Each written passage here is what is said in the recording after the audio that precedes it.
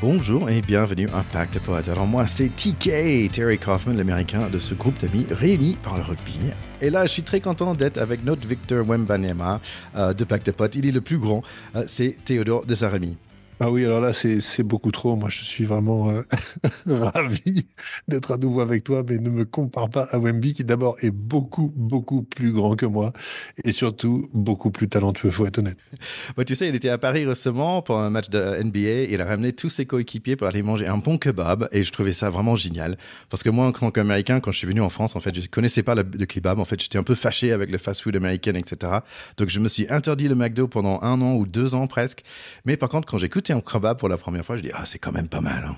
Alors là, j'ignorais l'histoire du kebab, mais en revanche, j'ai vu les matchs parce que j'aime bien le basket et je pouvais quand même pas rater ça. J'ai pris un grand plaisir à voir les deux matchs. Bon, fortune diverse, hein, puisqu'ils ont régné sur les Indiana Pacers jeudi et puis se sont fait vraiment punir hier. Mais franchement, quel plaisir de voir cette ambiance NBA sur les parquets parisiens, de voir ces joueurs, de voir ce jeu qui a tellement évolué, l'adresse des shooters maintenant, l'influence en fait de Steph Curry qui a fait réaliser qu'il fallait des grands shooters dans toutes les équipes et ça devient maintenant la norme. Et c'est quand même vraiment fascinant. Bah, j'ai l'impression qu'on devrait ouvrir un podcast NBA, mon cher Théo. Ah, si on pouvait, ce serait top. On pourrait y inviter mon cousin Jérôme qui était venu une fois pour nous parler de sport US et de nos fameux Cincinnati Bengals qui avaient perdu en finale, rappelle-toi. Il nous avait dit comment il avait vécu la finale, c'est-à-dire un seul mot, épouvantable. Bon, écoute, nous, on est là pour parler de rugby quand même. Plein de bonnes choses dans cet épisode. En fait, c'est un preview pour le Six Nations. Donc voilà, on va regarder toutes les différentes équipes, aussi parler de l'année dernière, parce que ça me semble hyper loin. J'ai très peu de souvenirs de l'année dernière de rugby. Mais tiens, on va essayer de faire un petit tour de tout ça. Mais si tu permets, je vais faire un minute américaine. Sauf, question avant ça, est-ce que tu es en train de faire de Dry January? Je ne suis pas sûr si tu as écouté le dernier épisode. Écoute, hier, j'étais un peu par hasard à Paris et je suis passé devant un super bar à vin qui s'appelle Bermani et Fils, qui se trouve être tenu par un ancien du Racing, Loïc Bermani, que je salue. Et il y avait une pancarte devant avec marqué Dry January, point d'interrogation, sorry, I don't speak English. Donc je ne dirais pas qu'il avait trouvé la formule magique pour s'échapper du Dry January, qui est évidemment un exercice tout à fait salutaire, mais moi, je suis plutôt sur un Dry February ou un Dry March. Voilà. Ouais, ok, ça marche. Bon, juste pour info à nos chers écouteurs, je suis en train de faire un podcast sur le sujet parce que j'ai fait un année sobre l'année dernière, un an sans alcool, et qui était une expérience super sympa. Donc je continue, donc voilà, donc j'ai fait un Dry January cette année. J'ai même plus, si tu imagines, j'ai animé une soirée le week-end dernier, soirée sans alcool, qui est dans mon bar local avec Fanny Cotin, mon coéquipier sur ce pod-là. Donc si vous avez écouté notre dernier épisode, je me suis permis de mettre le premier épisode d'année sub sur Pack de Potes. Mais bon, si c'est un sujet qui vous intéresse, je vous invite d'aller chercher ça un peu plus léger sur toutes les plateformes d'écoute de podcast, comme Pack de Potes. Ok Thierry, alors pour finir la minute américaine, en général on dit un petit mot sur la NFL, t'as quelque chose à dire? On en est où là? Ouais, en fait, c'est les demi-finales qui se jouent en ce moment même, donc on va savoir à la fin de cette soirée, mais pas avant la fin de ce podcast, qui va aller dans le Super Bowl. En fait, peut-être c'est les Kansas City Chiefs pour la troisième fois à l'effilée. En fait, on connaît Patrick Mahomes, qu'on aime bien, 3 fois Super Bowl champion et MVP, 2 fois MVP en NFL, quand même c'est un sacré bonhomme, mais peut-être il faut qu'il batte d'abord le Buffalo Bills et après on va voir si Philadelphie arrive à battre les Washington Commanders qui est un peu de surprise dans la NFL en ce moment. Qui est carrément la surprise même. Exactement, ils ne sont pas les favoris de tout, mais bizarrement, Kansas City Chiefs ne sont pas les favoris non plus, c'est plutôt les Philadelphia Eagles. En tout cas, je ne pense pas que je vais rester debout tard ce soir-là parce que ce n'est pas Beyoncé qui va chanter, c'est plutôt Kendrick Lamar. C'est pas aussi sexy. Allez, on parle un peu de rugby. On est là pour ça quand même Thierry, il ne faut pas déconner.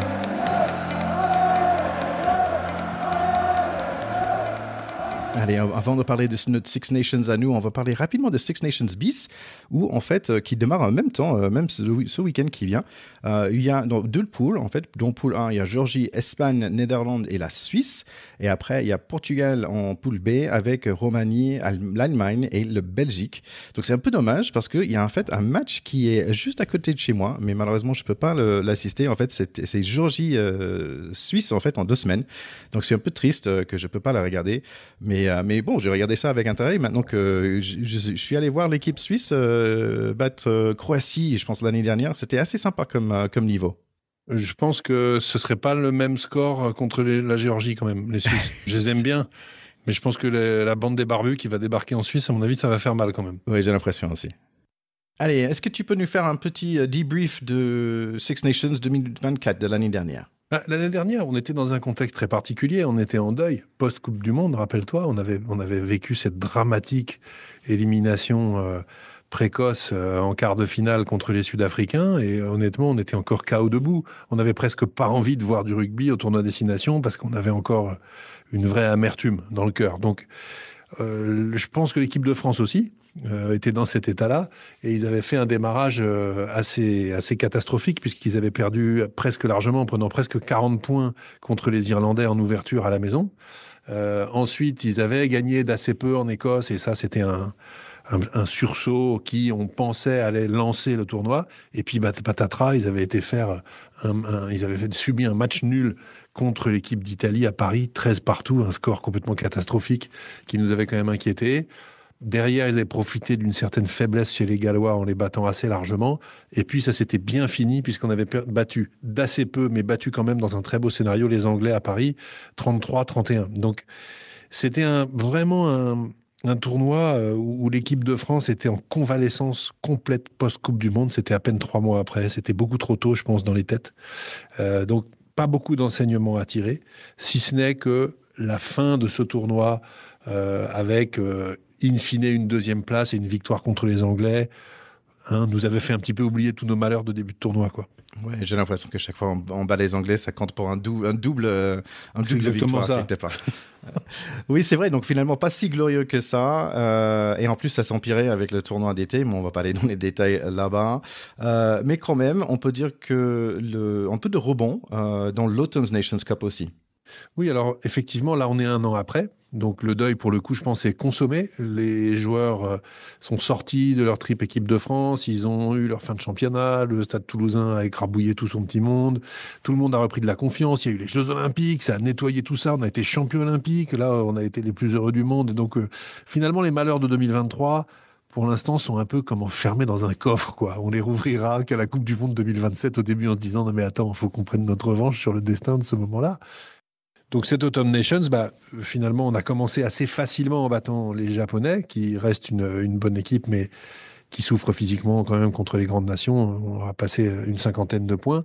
Ensuite, le sommet de cette venue des équipes du Sud, c'était tout simplement la venue des fameux et redoutés All Blacks, qui étaient sur une grande série de victoires consécutives, qui venaient d'aller battre les Irlandais et qui ont perdu contre les Français d'un point, 30-29. C'est qu'un petit point, mais c'est un point quand même. Et on sait que les victoires ou les défaites d'un point, ça compte, hein, remember la Coupe du Monde.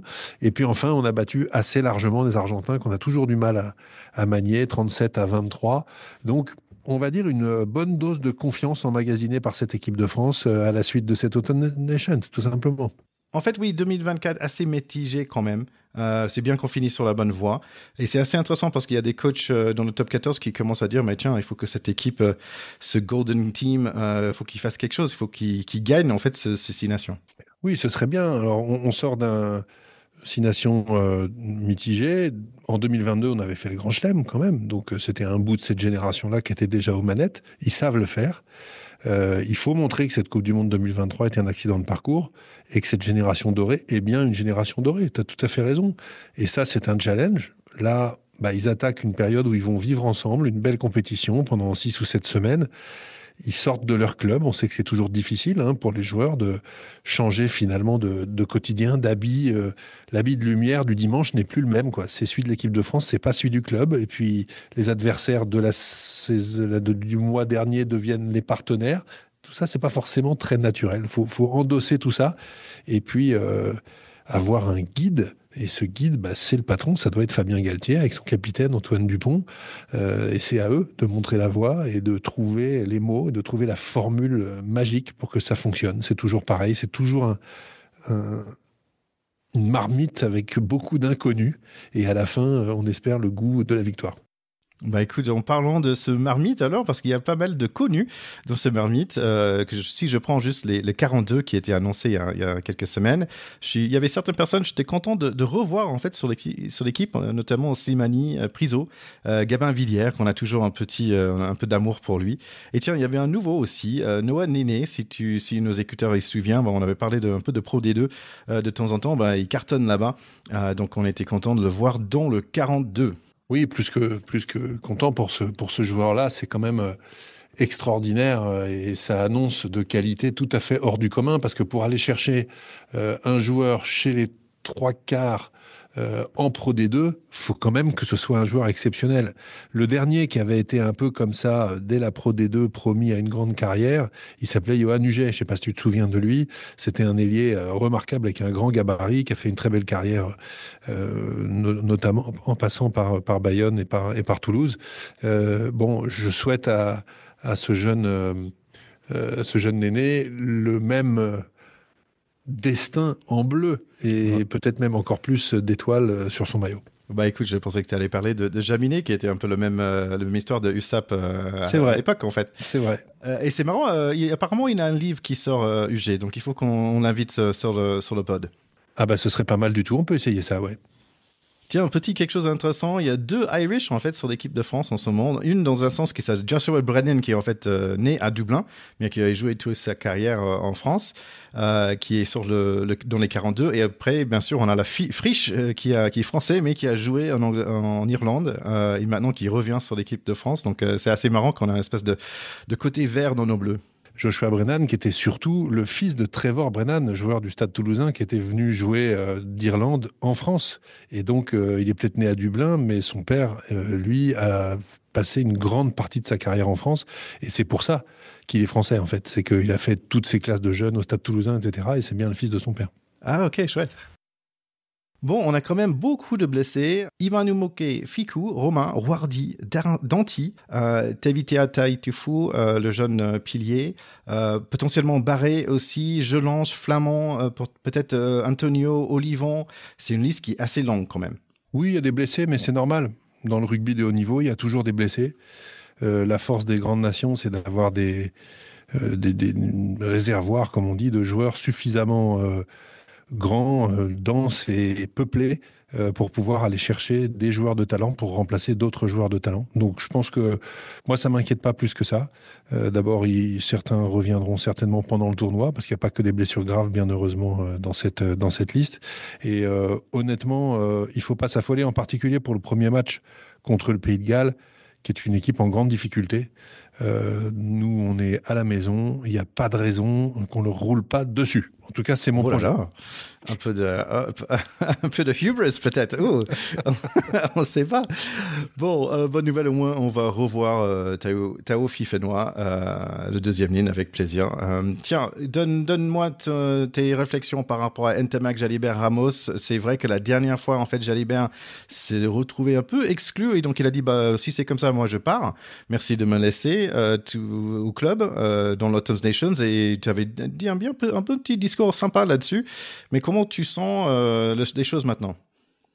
Je pense que Jalibert, qui est un garçon certainement intelligent, parce que je pense que d'une certaine manière, tous les grands joueurs ont des intelligences au moins émotionnelles de très bon niveau. Et je crois qu'il a dû réfléchir. Il a dû réfléchir à son attitude. J'espère qu'il a été aussi conseillé. Et je pense qu'il a réagi avec son cœur en étant vexé, piqué au vif et en ayant un petit peu marre d'être finalement le numéro presque 3, puisqu'il y a un 1, et puis lui, il est le 2 quand ça arrange tout le monde, et puis même quand le 1 n'est pas là, on en refout un autre 1, puis ce mec-là, il est aussi au Stade Toulousain. Bon, c'est toute cette histoire. Je pense qu'il s'était complètement trompé de débat. S'il doit clore ce débat, c'est sur le terrain qu'il le fera. C'est certainement pas dans les médias. Et il a le talent pour le faire. Je crois que une abondance de très bons joueurs ne peut nuire à un collectif. Il ne peut pas nier que Thomas Ramos est un joueur absolument extraordinaire, qu'il a montré ces dernières saisons un niveau de performance complètement dingue. Donc quand il est là et qu'il joue en 15, tout va très bien. On fait un Ntamak Jalibert en alternance à l'ouverture et tout va très bien. Quand Jalibert n'est pas là, la question se pose si Ramos peut pas devenir le patron en 10. Et vu les performances qu'il fait au Stade Toulousain, on est obligé d'être d'accord avec Fabien Galtier que cette question est une vraie question. Voilà. Et c'est pas à Jalibert de la trancher en n'étant pas content. Jalibert, il doit faire de son mieux là où on lui demande d'être quand il est sélectionné. Ouais, c'est vu que Mbarré est blessé, peut-être on va Ramos en 15 comme avant aussi. Et peut-être ça va un peu, au moins, donner un peu de place pour Jalibert de performer en fin de match. Ça peut être intéressant. Surtout qu'il il a toujours fait des rentrées en fin de match remarquables. Jalibert, on peut pas du tout lui enlever ça. Il a souvent été hyper décisif en rentrant. Et j'aime beaucoup cette évolution dans le vocabulaire. Maintenant, on ne dit plus les remplaçants, on dit les finisseurs. Je trouve que c'est d'une grande intelligence d'avoir choisi cette évolution de vocabulaire, parce que ça veut tout simplement dire qu'on n'est pas là pour jouer les doublures. On est là pour venir plier le game, ou on est là pour venir mettre le dernier clou dans le cercueil de l'adversaire, et ça, c'est un rôle clé. Voilà. Il y avait beaucoup de personnes qui étaient un peu déçues de ne pas voir Baptiste Serin, mais en fait, ça m'a fait penser par rapport à Lecu. Et en fait, je me dis, bah, peut-être il offre quelque chose, ce gars, Maxime Lecu. Peut-être il offre quelque chose en dehors du terrain aussi. Tu vois, il offre peut-être une stabilité sur le terrain, mais je pense que peut-être nous, on parle de glue guy. Je parlais de ça plusieurs fois, mais c'est l'homme qui fait le mélange que la mayonnaise prenne, en fait. Et peut-être il offre un truc un peu le papa quelque part dans la vestiaire. Et je pense que vraiment, ça me fait penser, bah, tiens, c'est pas juste sur le terrain qui c'est important, c'est aussi en dehors. Il y a forcément quelque chose comme ça, parce que c'est vrai que c'est pas un joueur de panache, c'est un joueur effectivement très solide et qui doit être assez docile, contrairement à Jalibert.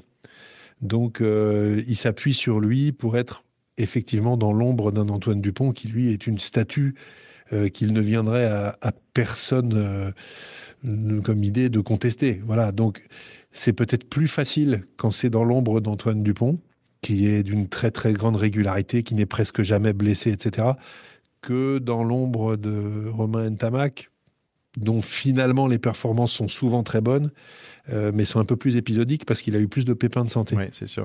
Donc, je crois que finalement, être dans l'ombre d'une statue totalement incontestée, c'est sans doute plus facile. Et Lucu est peut-être celui qui fait ça le mieux de tous les candidats. Ah, intéressant, ouais. C'est ça, intéressant d'être dans le vestiaire à ce niveau-là. Donc, oui, on a une équipe, on a beaucoup de blessés, mais en fait, comme on a dit, c'est une équipe, a deep team avec beaucoup de choix. Et en fait, maintenant, cette année, il faut le prouver parce que bah, ça laisse un peu de la place à des jeunes. Il y a une chose que j'aimerais bien avoir ton avis quand même, parce que ça me travaille. On n'a pas jamais vraiment parlé de ce qui se passait là en Argentine. Et je vois que Hugo Arrodo et Oscar Gigot sont de retour dans l'équipe.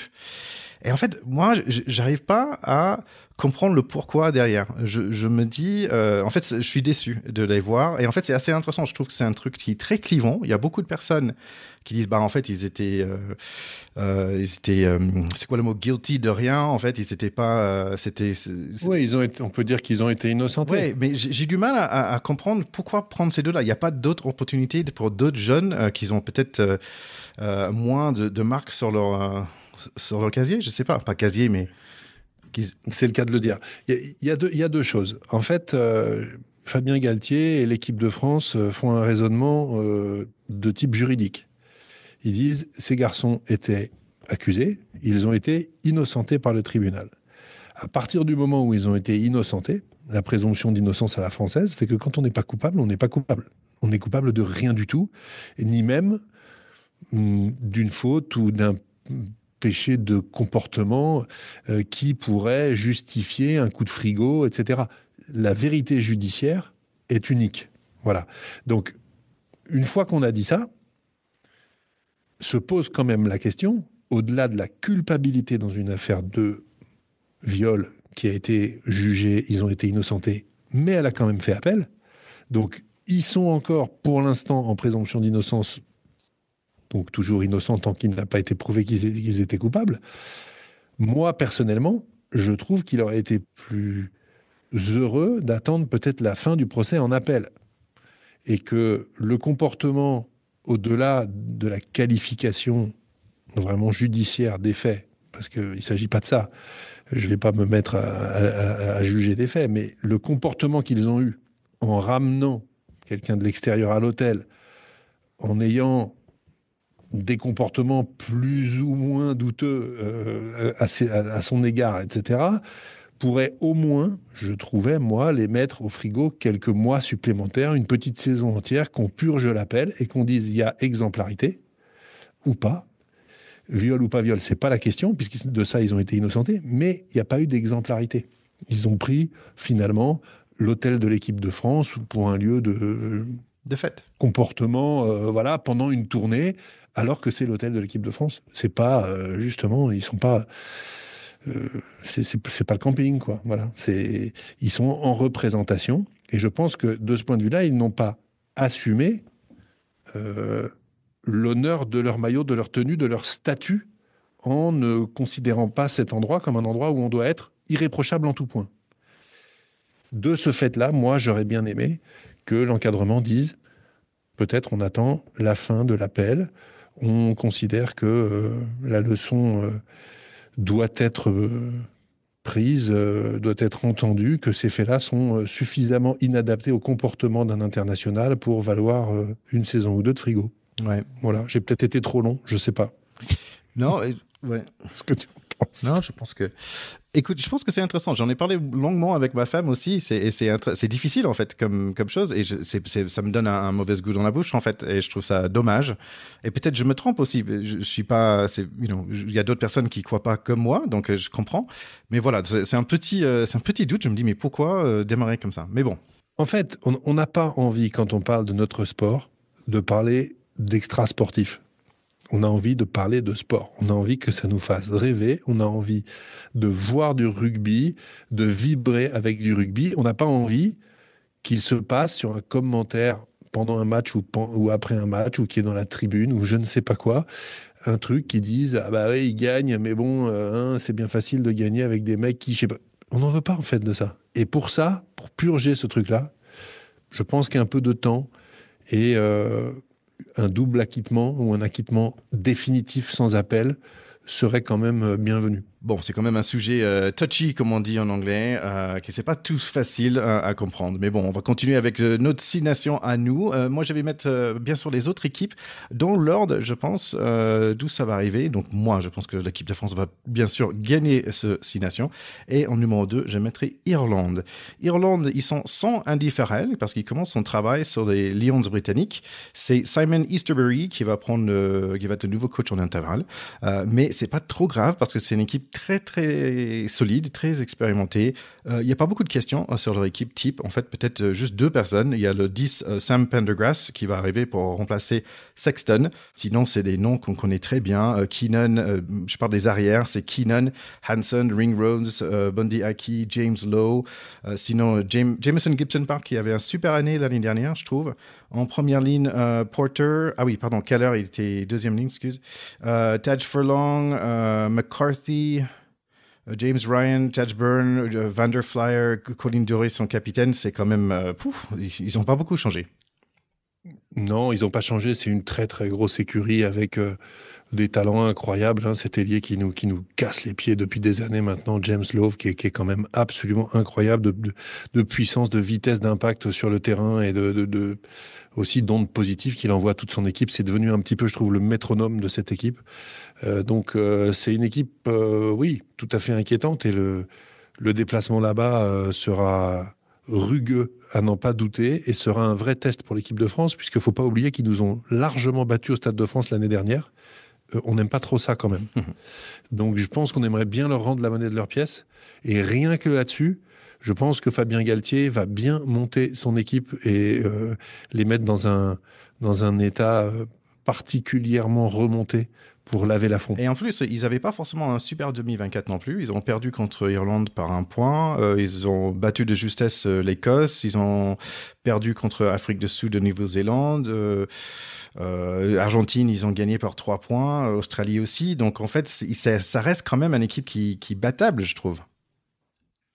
Oui, sur le papier, ils sont battables, la preuve, puisqu'ils ont été battus. Il ne faut pas oublier qu'ils sont aussi dans un traumatisme post-2023 où ils ont à nouveau perdu, eux, contre les Blacks en quart de finale. Donc pour eux, c'est l'éternel plafond de verre de ces Coupes du Monde où ils n'ont jamais fait autre chose que quart de finale. Et ils avaient quand même réussi à s'en remettre en nous battant juste après, à l'ouverture du tournoi Destination. Mais comme tu le dis, Ils sont pas sereins, ils ont beaucoup perdu de matchs, d'assez peu. Mais voilà, ils ont quand même battu très largement les Fidji récemment. Mais néanmoins, contre les Blacks que nous avons battus d'un point, ils ont perdu de 10 points. Ça prouve que eux aussi, de temps en temps, ils sont prenables. Ouais. Il serait bon de s'en rappeler parce que ça fait quand même très longtemps qu'on les a pas battus en Irlande. Ouais, je pense qu'ils vont t'appeler pour faire le petit speech avant le match. Qu'est-ce que t'en penses? Ouais, je pense que je suis prêt, moi. Ouais. Je peux me déplacer, ils vont pas être déçus du voyage. Allez, l'Angleterre, ils ont toujours le même coach, Borthwick, mais en fait, j'avais des doutes parce que j'avais le sentiment qu'il était un peu en difficulté. Une équipe en reconstruction quand même. Jamie George, l'ancien capitaine, n'est plus là. Ça va être notre pote Itoge. On aime bien qu'on ait deuxième ligne sans capitaine. Ils ont leur super 10, Marcus Smith, mais le 9, c'est un peu un mystère parce qu'il y a deux qui sont blessés, Jack Van Portvillet et Alex Mitchell. Et donc, ils sont remplacés par un mec qui s'appelle Rafi Quirk, qui est un super nom, je trouve. Il y a un autre jeune star qui va arriver, c'est Henry Pollock, le 8 de Saints. Sinon, il y a beaucoup de Curry, il y a de Gange. Et sinon, c'est après un peu difficile de trouver des noms qu'on connaît chez les avants. Peut-être tu te souviens de Chandler Cunningham South. Cunningham South, c'est notre Charlie à nous. C'est-à-dire que c'est le dreadeux de cette équipe, Exactement. je te rappelle. Et c'est un troisième lignel remarquable. Donc, moi, c'est un joueur qui m'a fait forte impression, qui est extrêmement puissant, qui est très athlétique et qui, en même temps, est un bon joueur de ballon. Donc, je pense que ça peut être un grand bonhomme de l'équipe d'Angleterre dans les années qui viennent. Ouais, il risque d'avoir un bon troisième ligne, en fait. Chez les arrières, c'est un peu les mêmes, mais toujours quelques vieux. Il y a Daley Slade et George Ford. Je suis un peu étonné qu'il est toujours là. Sinon, place aux jeunes avec des noms improbables en arrière, comme Fraser Dingwall et Ollie Slythorn. Ollie Slythorn qui avait un super Autumn Nations. Oui, moi, je trouve que cette équipe d'Angleterre est quand même toujours aussi redoutable avec cette culture du jeu d'avant qui ne leur fait jamais défaut. J'ai vu dans leur Autumn Nations plusieurs joueurs que je ne connaissais pas rentrer notamment en première ligne avec des gabarits très impressionnants. Et je pense qu'en première ligne, on sait que les Anglais, ça commence quand même souvent là. Hein. No scrum, no win, ça vient de chez eux. Donc voilà, je les vois à nouveau comme des clients. Parce que sur les fondamentaux, tout simplement, ils sont extrêmement compliqués à bouger. Donc, pas de crainte pour eux. Je pense que ce sera des adversaires redoutables. Et comme toujours, on adore Joe Marler. Il se retrouve dans les nouvelles en ce moment parce qu'en fait, ils l'ont pris comme pas comme un coach, mais comme the player welfare manager.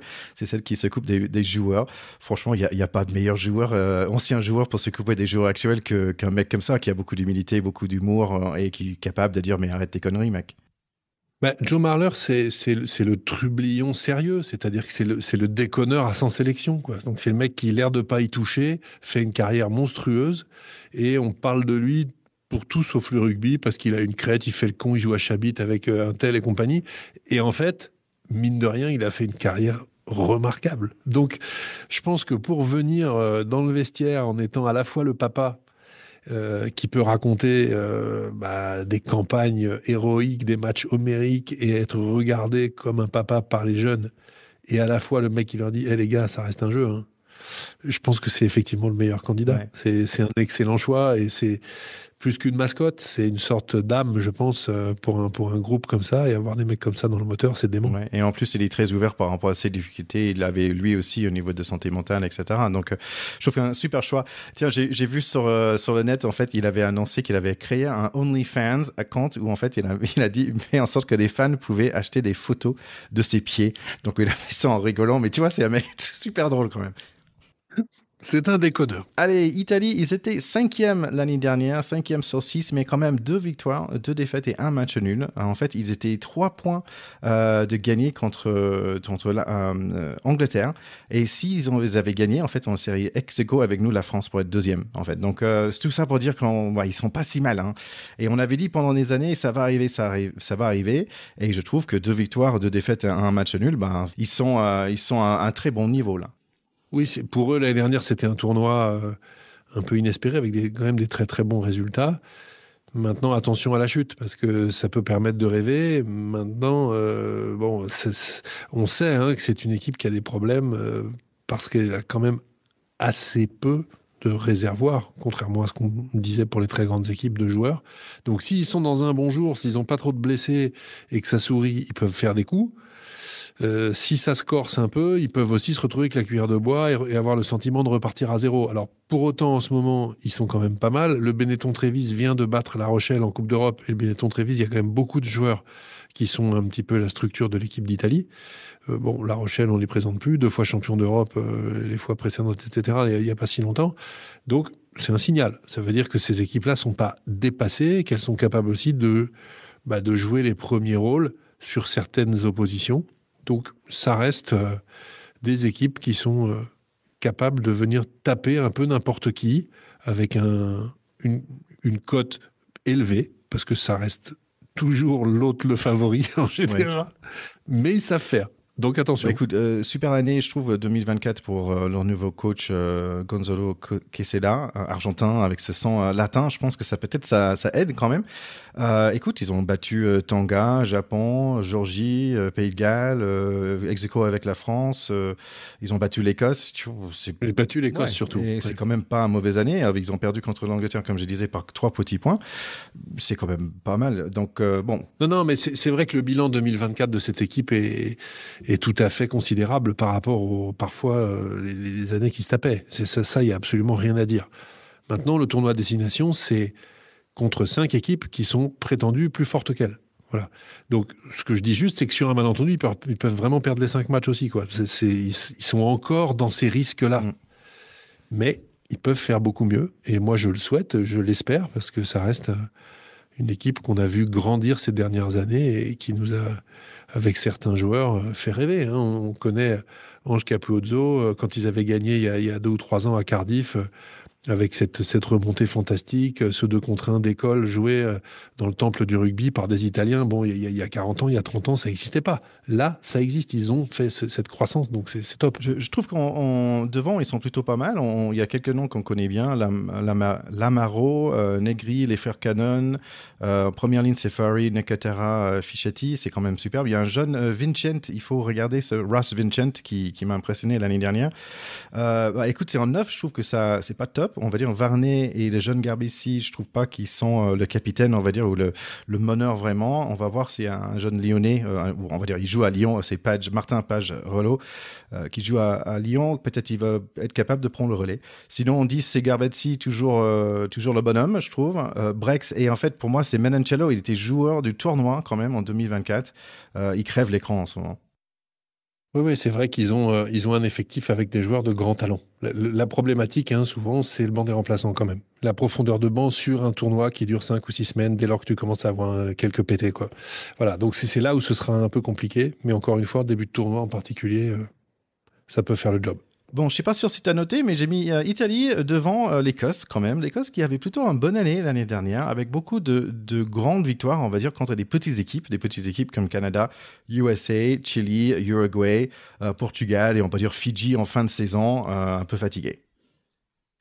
Ouais, ils ont eu une année 2024 quand même mitigée, parce qu'il y a ces victoires-là. Il y a aussi une très belle victoire au mois de novembre contre l'Australie, qui est quand même loin d'être une petite équipe pour le coup. Ils avaient battu les Anglais, ils avaient battu les Gallois, mais en revanche, ils ont perdu, contre l'Irlande. On va dire que ça, c'était dans l'air du temps. Ils avaient perdu contre la France, qui était allée gagner 20-16 là-bas, un peu pour se racheter après sa défaite contre les Irlandais. Et surtout, ils avaient perdu contre l'Italie, 31-29. Et ça, dans le tournoi destination, perdre contre les Italiens, pour une des 5 nations majeures, c'est quand même toujours un peu les boules. Donc, je pense qu'ils ont cet affront-là à laver quand même cette année. Remonter sur le cheval, on va dire, comme ils étaient quand même dans une trajectoire assez ascendante jusqu'à la Coupe du Monde. Et on le sait, c'est une équipe qui a fait sa mue, qui a recruté aussi des joueurs comme d'autres, nous le faisons également, venus d'Afrique du Sud ou autres, pour venir renforcer leur équipe. Et voilà, c'est plus la petite équipe d'Écosse, c'est une équipe qui s'est bien structurée avec Greg Townsend qui est leur coach et qui reste leur coach, qui est un joueur stratège remarquable, ancien numéro 10 de grand talent. Donc, toujours attention au chardon. Beaucoup de blessures aussi chez eux. Stein, par exemple, et on va dire le deuxième ligne Cummings, mais aussi leur capitaine et le centre, Tuipulutu, qui est blessé, ça s'est fait assez mal pour eux. Ils ont en général des très bons arrières. Blair Kinghorn, Darcy Graham, le petit qui court vite. Van der Mel, je trouve un peu moins en ce moment. Il avait quand même laissé de l'année il n'y a pas si longtemps. Hugh Jones, Finn Russell en 10, Ben White en 9, donc vraiment un charnière de qualité. Beaucoup d'avant, beaucoup de Scottish beef, du Angus beef, comme j'aime bien dire, mais parce que c'est quand même costaud devant. Schumann, Ferguson en première ligne. En troisième ligne, Jamie Ritchie, si tu te souviens de lui, Jack Dempsey, Matt Ferguson. Je pense que le capitaine Rory Darge et potentiellement Johnny Gray de retour. Je suis pas sûr, mais j'avais vu que sur 78 caps quand même, peut-être ça serait pas mal pour lui. Ce serait bien.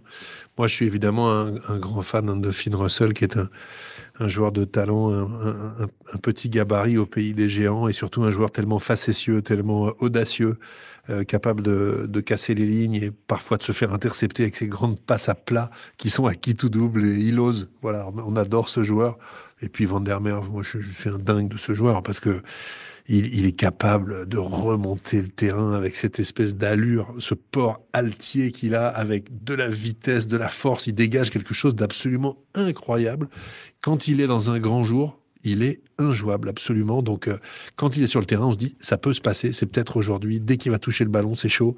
Moi, j'adore ce joueur. Ouais, c'est plus comme un bowling ball, quoi. Tu vois, c'est impossible à arrêter. Ou, il rebondit contre les autres joueurs. Mais franchement, Blair Kinghorn, mais avec un match mais on va dire l'année dernière, c'était son année en fait. Il arrive à Toulouse et il cartonne. C'est incroyable. Les bords de la Garonne lui réussissent. C'est ça. En fait, mine de rien, Italie contre l'Écosse, première semaine, ça va être assez sympa comme match. C'est vraiment un match à regarder parce que ça peut dire plein de choses sur le reste, pour le reste de ces nations, en fait. Surtout qu'ils ont battu les Écossais l'année dernière, les Italiens. Ouais.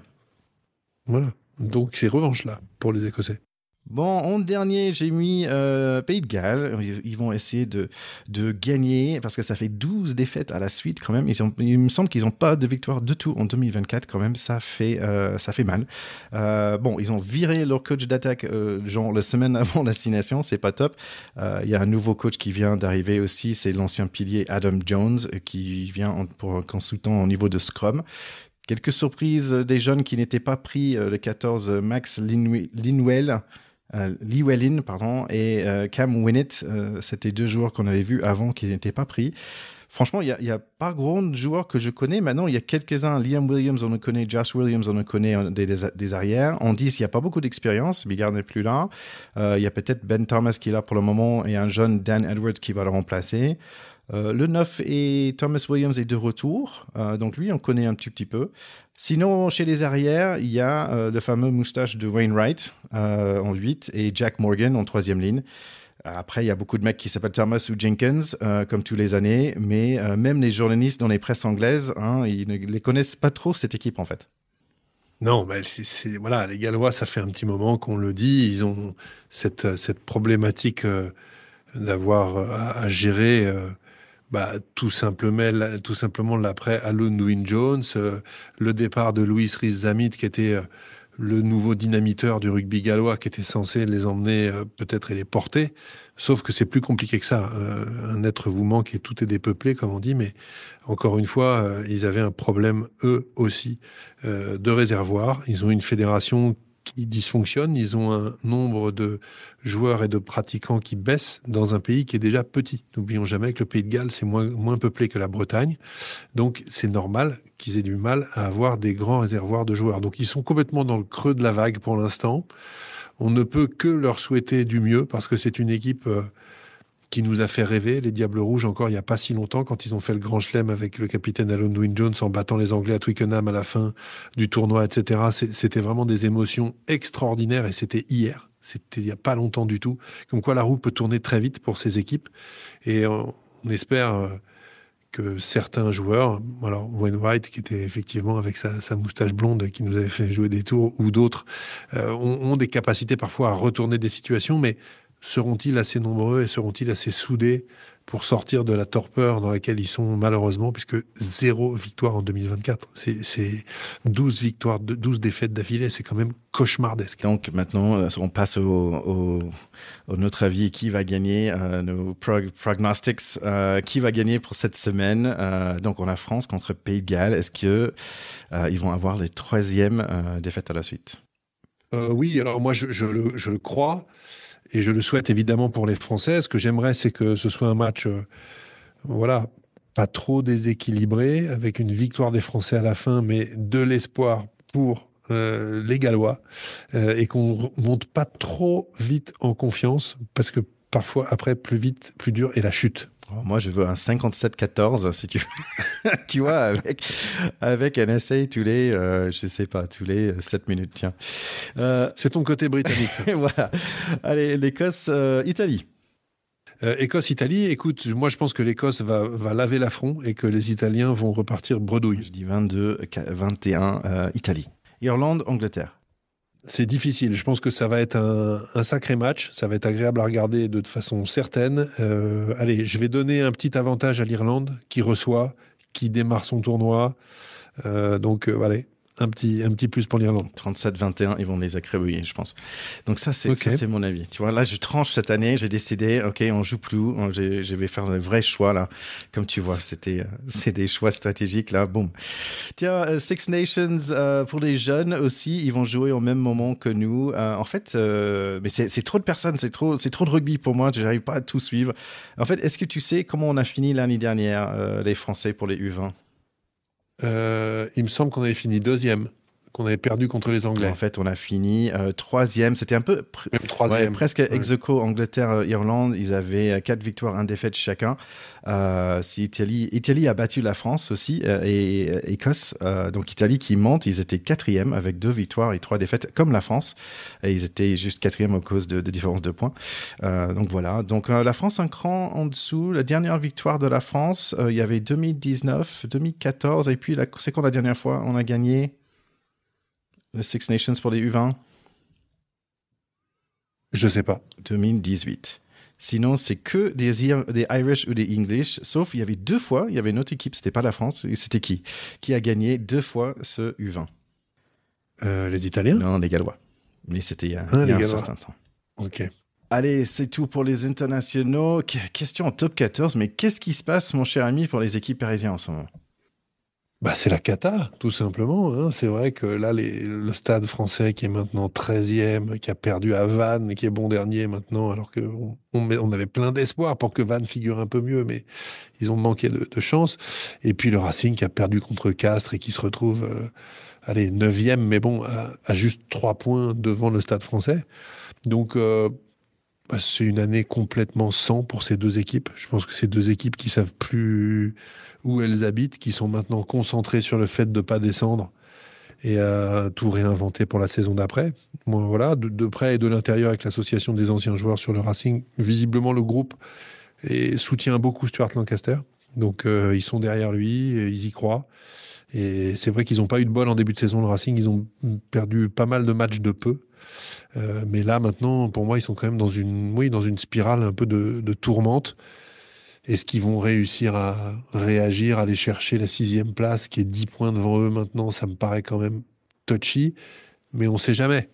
Parce que ça va vite en top 14, entre les points de retard, les 4 points à la victoire, les points de bonus, pardon, et les 4 points à la victoire. Il suffit finalement d'assez peu de choses pour retourner une situation. Et 10 points, c'est jamais inaccessible quand on n'est qu'à la 14e journée. Néanmoins, on peut dire quand même qu'aujourd'hui, le championnat a été écrabouillé par Bordeaux et Toulouse, hein, qui sont en tête du championnat. Enfin, Toulouse maintenant même, parce qu'ils ont gagné hier, ils sont repassés devant. Et puis derrière, Toulon, Clermont, Bayonne, La Rochelle, ça ferait ça les 6. Et tout le reste se pose des questions en se disant, est-ce que je vais accrocher le bon wagon? Et tout en bas, on a Vannes qui est déjà condamné. Ils ont 16 points, ils ne se sauveront pas, très probablement.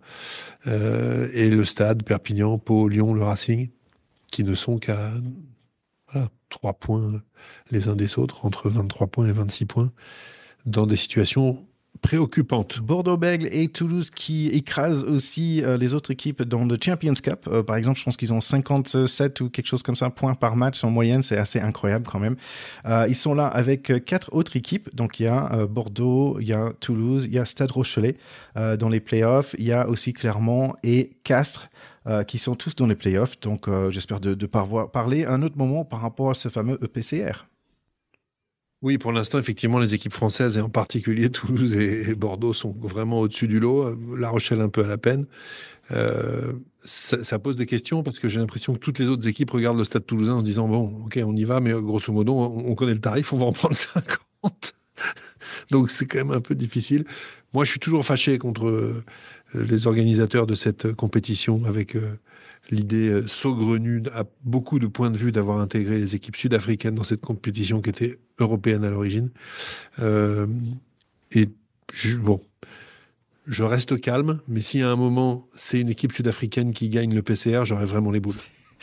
Tu sais jamais, peut-être ils vont inviter le MLR de les États-Unis aussi, et ça serait vraiment On n'importe n'en quoi. parle pas. Écoute, je voulais mettre un petit mot rapide pour les femmes aussi. Il y a l'élite, en fait, qui passe à la télé en ce moment. Je trouve ça sympa. En première place, il y a Stade Bordelais. En deuxième, c'est Stade Toulouse. Tiens, par hasard, ils sont bons un peu partout. Là, pour finir les top 5, il y a aussi ASM, Blagnac, suivi par Grenoble, les Amazones. Petit mot, je voulais te dire, je suis sur Instagram depuis, je pense que autour du Géo, en fait, une américaine, Ilona Mayer. Est-ce que tu le connais, elle, ou pas? Ah non, je n'ai pas cette Ah bah chance. écoute, il faut le suivre sur Instagram. Quand j'ai commencé, elle avait moins de 1 million de followers. Maintenant, elle a 4 millions de followers dans un an. Et en fait, elle cartonne en ce moment et c'est devenu un peu le star aux États-Unis pour le rugby. Elle cartonne vraiment. C'est comme le Dupont, pas forcément le côté sportif, mais en fait, elle fait quelque chose que Dupont a fait, où Dupont elle est allé du 15 vers le 7, bah, elle fait l'opposé. Elle va du 7 vers le 15. Elle a bien réussi son saison en fait, avec Dance avec les Stars, tu vois l'émission à la télé. Elle arrive pour jouer au 15 avec the Bristol Bears et d'un coup, les stands sont remplis en fait. C'est plein de jeunes filles qui sont venues pour la voir et en fait, elle est en train de changer un peu le rugby féminin. Donc j'aime bien l'histoire comme ça d'une personne qui peut changer des choses. Je trouve ça vraiment assez magique. Et par exemple, récemment, elle s'est fait casser le nez en jouant, donc elle fait des Instagram Reels avec son nez cassé, avec des bosses bleues sous les yeux et tout ça. Et je trouve ça assez drôle. Donc bravo à Ilona Mayer pour tout ce qu'elle fait pour le rugby en général et le rugby féminin en particulier. Ben, on va la suivre et c'est toujours bon d'avoir des têtes de gondole, comme on dit, hein, sur des sports, d'avoir des gens qui amènent la lumière et qui jettent beaucoup d'attention sur un sport. Donc c'est top, le rugby féminin en a besoin. On va la suivre, on va regarder et puis, avec un peu de chance, on l'invitera à Pack de Ah, tu Potes. sais jamais. Bon, on continue tout doucement vers la fin de cet épisode. Je voulais juste mettre un petit mot pour Uruguay aux Sevens qui ont battu pour la première fois Nouvelle-Zélande et Fidji. Tiens, pour les filles, la France sont troisième avec Nouvelle-Zélande et Australie devant. Par contre, pour les hommes, bah, ils sont cinquième, les Français. Où il y a quand même une petite surprise. Fidji en premier, oui, ça on sait. Argentine en deuxième et l'Espagne en troisième en ce moment pour ce début de HSBC Sevens. Ouais, ça c'est pas mal pour les Espagnols, c'est bien. Coup de projecteur là aussi. Nous, de toute façon, on s'en fout, on est champion olympique, tu vois. Donc Pendant 4 ans. maintenant, on s'en tape. Pendant 4 ans, on peut rouler là-dessus, pas de problème. Et ça m'étonne que tu ne voulais pas mettre un petit mot pour Gaël Monfils. Tu fais toujours un petit mot de tennis quelque part. Ah oui, alors l'Open d'Australie, malheureusement, Gaël Monfils, il a dû abandonner, mais il avait fait un début de tournoi en Australie absolument remarquable où à 38 ans, il a sorti des petits jeunes de 24, 25 ans, etc. Il a été absolument formidable. Malheureusement, en huitième, je crois, il a été obligé d'abandonner. Ça me fait penser aussi que Joko a été vilipendé par le public australien avec lequel il y avait pas mal de contentieux puisqu'il y avait eu des problèmes pendant le Covid et tout ça. Et puis Djoko, c'est toujours quelqu'un d'assez clivant. Il a abandonné sur blessure également. Il s'est fait traiter de je sais pas quoi, peut-être de simulateur ou je ne sais quoi. Il a renvoyé sur les réseaux sociaux la photo de son échographie de la jambe où il montre qu'il a une déchirure. Voilà. Donc il a dit bon à tous les experts médicaux là qui l'ouvrent, etc. Voilà, j'ai une déchirure, donc s'il vous plaît, fin de chantier. Je trouve que c'est une assez bonne réponse. Yannick Sinner, qui empile son deuxième Open d'Australie, puisqu'il a gagné, il a battu Zverev en finale. Et moi, sur le tennis, j'ai vu un autre petit truc incroyable. Et au tournoi des petits As, il y a un Allemand qui s'est qualifié, je crois, en demi-finale, qui a une particularité absolument incroyable pour jouer à très haut niveau. Est-ce que tu sais ce que c'est, Thierry? Aucune idée. Ce mec n'a pas de revers, il a 2 coups droits. Il est ambidextre et coup droit à droite, coup droit à gauche. Il faut voir ces images, c'est absolument incroyable. Et je pense que, alors, est-ce qu'il va aller à très haut niveau? Je ne sais pas, mais c'est absolument saisissant. Et il joue avec 2 raquettes ou... Non, il a une seule raquette, mais il change de raquette à chaque coup. Ah ouais. Il pourrait jouer avec 2 raquettes, pourquoi pas, c'est peut-être pas interdit. Bah cool. Bah écoute, une chose c'est sûr, je suis content de passer ce moment avec toi et de faire bientôt ce Six Nations avec toi. On a plein de bonnes matchs qui vont venir. Juste pour nos chers écouteurs, je pense que tous les deux, on est très occupés professionnellement parlant. Donc ça va être peut-être un peu juste certains moments, mais on va faire un maximum de sortir un épisode pour chaque match de cette 15 de France. Qu'est-ce que t'en penses? Bah oui, oui, c'est le plan, hein. De toute façon, nous, on essaye de rester fidèle au poste. Comme vous le savez, et on a dit un petit mot là-dessus il y a quelques mois, notre Charlie, pour l'instant, peut plus être avec nous pour des raisons de santé, tout simplement. Et on a parlé assez librement, nous, de la santé des joueurs de rugby, etc., à ce micro pour pas avoir de tabou avec ça. On espère qu'il reviendra. On l'embrasse, mais pour l'instant, effectivement, le pack de potes, c'est nous deux. Pour moi, ça reste un très grand plaisir, mais voilà, il nous manque, et s'il nous entend, on l'embrasse vraiment très, très fort. Oui, c'est vrai, on pense bien fort à toi, mon cher Charlie. C'est aussi vrai, mon cher Théo, qu'on va avoir quelques petits invités quand même. J'ai des surprises pour toi dans les semaines qui viennent.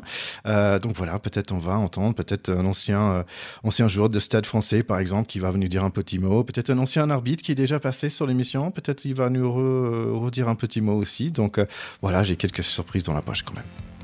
Eh bien, tant mieux. Et qu'est-ce qu'il reste à dire à part bon tournoi, bon début de tournoi et à la semaine prochaine, c'est ça? Exactement. Allez, à très bientôt. Ciao, ciao. Bye bye.